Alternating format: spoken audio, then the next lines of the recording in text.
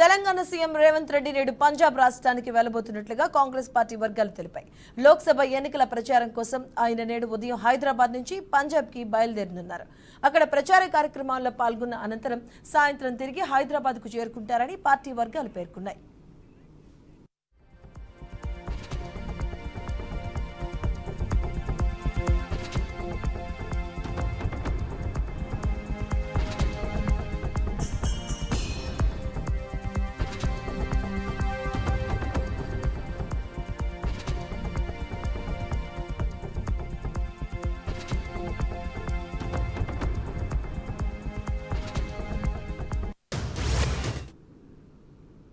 Telangana CM Revanth Reddy నేడు పంజాబ్ రాష్ట్రానికి వెళ్లబోతున్నట్లు Congress party వర్గాలు తెలిపాయి.